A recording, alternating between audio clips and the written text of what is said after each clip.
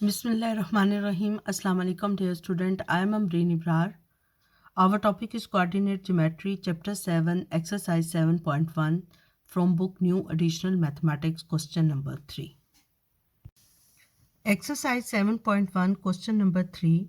Find the area of the trapezium ABCD where A, B, C and D shows that the perimeter is 17.6 unit correct to 1 decimal place. अब हमारे पास 4 points दिए गए हैं, हमने क्या find करना है? Area of a trapezium find करना है। अब स्टूडेंट्स देखें, एरिया ऑफ अ ट्रेपीजियम का क्या फार्मूला है? एरिया ऑफ अ ट्रेपीजियम का फार्मूला है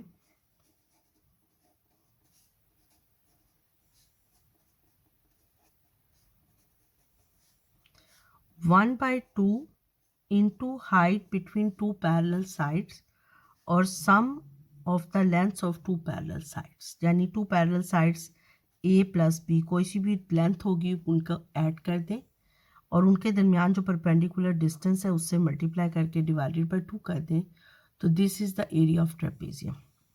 अब फिर वही बात है कि हम पहले रफ स्केच बना लेते हैं एरिया ऑफ अ ट्रेपीजियम का। एरिया ऑफ अ ट्रेपीजियम का ये रफ स्केच हमने ड्रॉ कर लिया। 1 2 3 4 -1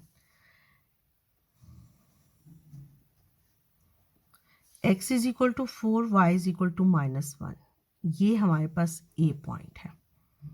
B point x is equal to 2 y is equal to 3, 1 2 3, x is equal to 2 y is equal to 3, ये हमने पॉइंट ड्रॉ कर लिया। C पॉइंट इज, ये B पॉइंट हो गया। C पॉइंट x is equal to -1 y is equal to 3, ये x is equal to -1 y is equal to 3, ये हमारे पास C पॉइंट हो गया। अब देखें BC length is parallel, D देखते हैं, x is equal to -2 y is equal to -1, x is equal to -2 y is equal to -1, ये AD देखिए, BC और AD ये हमारे पास पैरेलल साइड्स बन गई। अब बेटा इस तरह के क्वेश्चंस जितने भी आपको आएंगे, आप रफ स्केच बनाए बगैर ये क्वेश्चन सॉल्व नहीं कर सकते। अब आपने C को D से बना में ज्वाइन कर देना है, B को A से ज्वाइन कर। स्टूडेंट्स इस तरह के जितने भी क्वेश्चन आएंगे आप रफ स्केच बना लेंगे तो बहुत ईजी हो जाएंगे। अब हमारे पास H किसके इक्वल है? देखें हम H में ये यूनिट काउंट कर लेते हैं, ये 1 यूनिट 2 3 4, H हमारे पास क्या हो गया? 4 यूनिट। BC और AD की लेंथ हम डिस्टेंस फार्मूले से फाइंड कर लेते हैं। अब BC किसके इक्वल है? BC आप देखें कि इसके y कोऑर्डिनेट सेम है, x कोऑर्डिनेट ले लेते हैं। 2 -1, 2 -1 is equal to 2 + 1 is equal to 3 unit. इसी तरह हम AD ले लेते हैं। AD कैसे फाइंड करते हैं? ये देखें,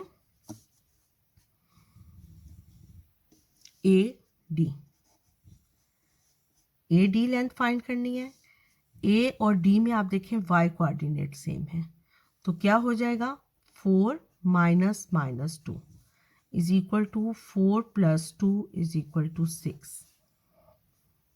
BC और AD हमने फाइंड कर लिए, हाइट हमने ग्राफ से ले ली जो 4 यूनिट है, इन सब की वैल्यूज इसमें सब्स्टिट्यूट कर दें। 1/2 4, 3 + 6, 3 + 6, 2 1s are 2, 2 2s are 4, 3 + 6 9, 9 multiplied by 2 18 square unit। Answer clear?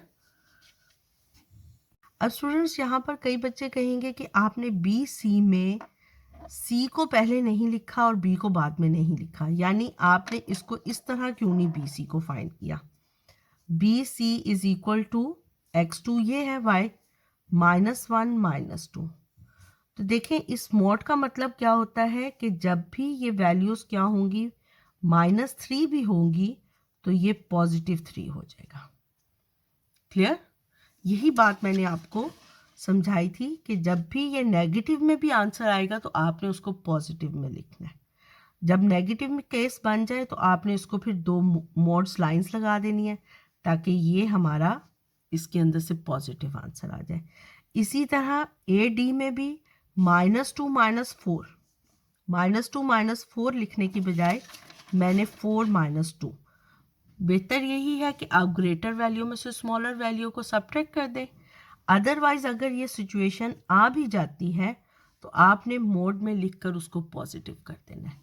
यानी AB को मैं AD को ऐसे भी लिख सकती थी, AD is equal to -4 -2 sorry -2 -4 -6। तो इन 2 लाइंस का मतलब क्या होता है कि हमारे पास जो भी आंसर आएगा वो पॉजिटिव होगा।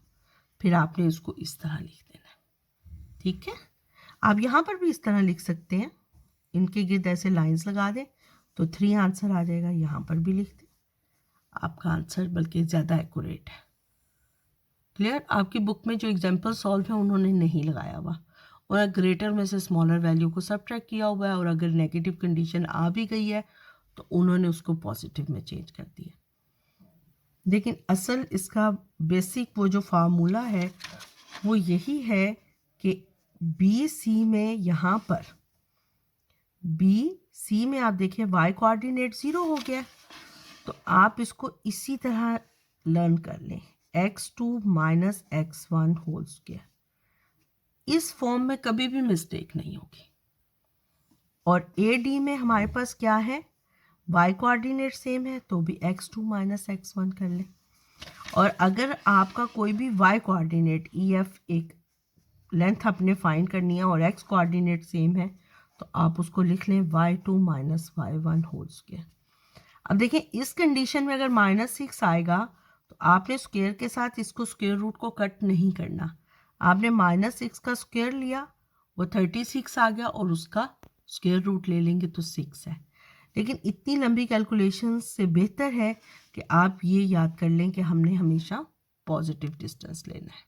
स्टूडेंट्स, क्वेश्चन नंबर 3 में हमने ये भी शो करना है कि perimeter of the trapezium is 7.6 unit. अब ए बी फाइंड करते हैं। देखें ट्रेपीजियम में हमने AD और BC फाइंड किया हुआ है।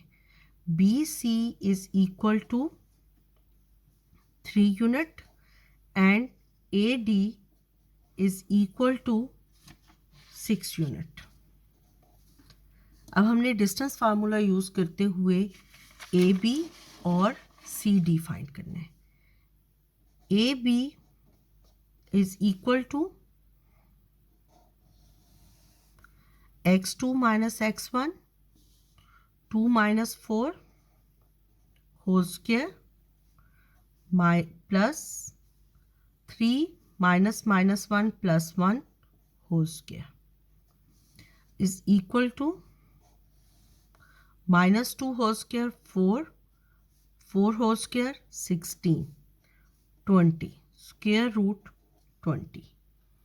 इसको हम सॉल्व कर लेते हैं कैलकुलेटर से।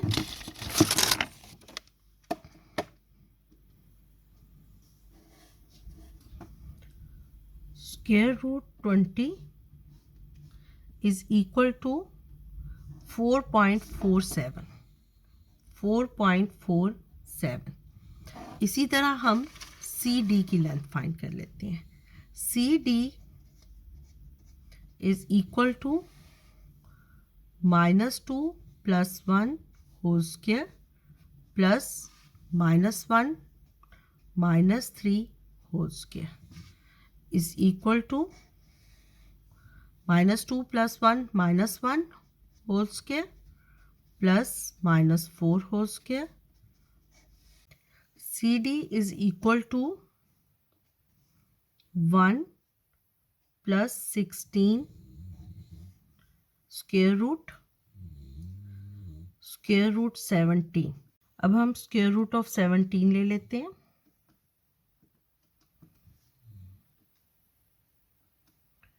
4.123 4.12। पेरीमीटर हमने शो करना है कि 17.6 यूनिट के इक्वल है। पेरीमीटर का फार्मूला क्या होता है? Length of sum of length of 4 sides. Perimeter of trapezium हम कैसे फाइंड करते हैं? पेरीमीटर ऑफ ट्रेपीजियम का फार्मूला है कि हम 4 साइड्स की लेंथ को ऐड कर देते हैं। 3 + 6 + 4.47 + 4.12 इज इक्वल टू